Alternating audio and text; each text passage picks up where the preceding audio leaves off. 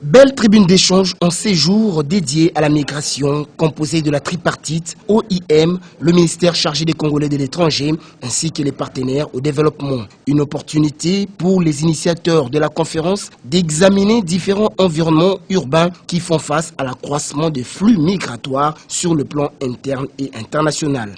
Et expliquer que les migrants aujourd'hui contribuent de manière positive aux économies, au bien-être des pays d'accueil et des pays d'origine. Faire en sorte que la migration ne soit pas perçue comme un problème, mais comme une solution, et faire en sorte que les personnes puissent migrer par choix et non plus par nécessité, comme c'est le cas encore trop souvent aujourd'hui. Le vice-ministre des Congolais de l'étranger a pour sa part expliqué la vision et la politique du gouvernement au sujet de la diversification de ces flux en RDC. Avec la mondialisation, les échanges sont beaucoup plus fréquents et on ne peut pas bloquer les gens. Nous sommes en train de nous mettre ensemble suite au sommet de La Valette pour voir dans quelle mesure d'accompagner les pays d'où viennent les plus grandes vagues de migration à se développer.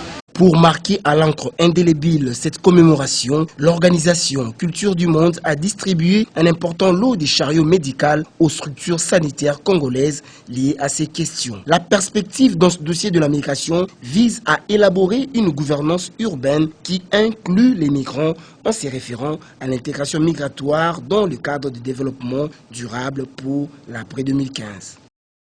Nous avons été accompagnés par Monsieur le vice-ministre des Congolais de l'étranger et plusieurs ministères aussi, pour que ces projets soient effectifs. Et nous allons, je crois que beaucoup de gens ont parlé des exilés, des expulsés de Congo-Brazzaville. Et je crois que nous leur offrons à 553 personnes, dont une association qui s'en occupe. Et nous avons préféré donner à cette association pour que l'association qui connaît bien ces personnes puisse les redonner. Et ces chariots médicaux, je crois qu'il y a une trentaine qui valent au moins plus de 100 000 $, qui nous a été donné par Riberman. Et aujourd'hui, nous donnons aux centres de santé pour que ces centres de santé fassent pareil. Le jour qu'il y a un enfant qui est né, sans qu'ils puissent avoir les moyens de payer et que les centres de santé en fassent pareil. Nous ne serons pas les gendarmes pour être derrière eux.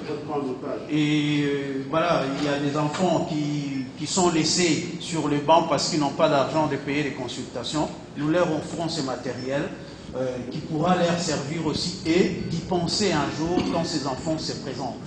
Et nous sommes nous-mêmes le fruit de l'immigration. Et vous savez, tout ce que nous faisons, c'est des mécènes, c'est des gens de bonne volonté qui ont pris. La culture du monde n'a jamais été subventionnée. Mais sauf que c'est des mécènes qui nous ont, voilà, qui ont donné ce qu'ils ont pris. Et aujourd'hui, dans la mesure du possible, je pense que les personnes qui vont recevoir ces dons en feront pareil. Je remercie sincèrement le vice-ministre qui nous a accompagnés. Ça a été long. Mais je crois que je vais juste paraphraser Abraham Lincoln. Pour une cause noble, on ne perd jamais son temps en prenant tout son temps. Voilà. Voilà qui est bien dit. Excellence, peut-être nos mots. Non, voilà. Ok, merci. Je vais demander au président déjà de... Ça, c'est le président de l'association qui s'occupe des expulsés des Congo-Brazzaville. Donc, il est là, il va recevoir du membre du vice-ministre. Ça, c'est juste un symbole. Il reste, parce qu'ils sont 553. C'est les nombres qu'on a ici. Donc, on n'a pas voulu faire leur travail. On espère que les associations locales feront le travail d'opportunité, plus que nous. Voilà. Voilà. Ça va arriver à bon port. Les clubs de représentants puissent en bénéficier.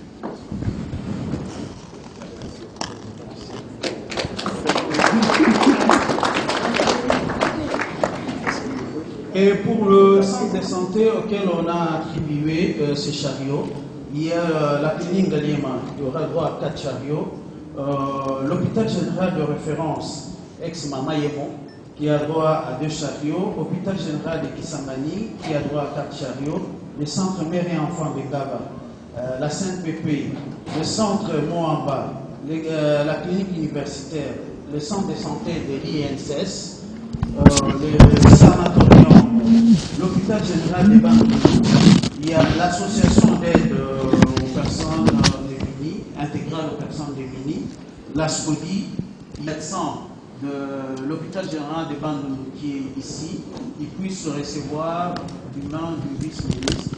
Et il y a aussi le centre Espérance médicale et le représentant de la SCODI qui puisse recevoir le chariot du main du vice-ministre et selon l'organisation peut-être qu'ils ont prévu.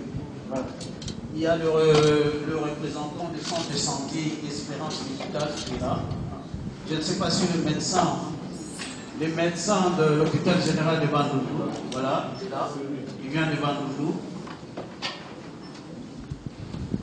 Je ne sais pas si ceux de l'INSS ou un centre de santé qui sont là, ils peuvent s'approcher et recevoir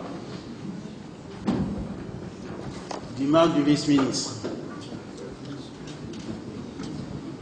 La SCODI, vous pouvez vous approcher, hein, c'est juste symbolique. Voilà. INSS, voilà.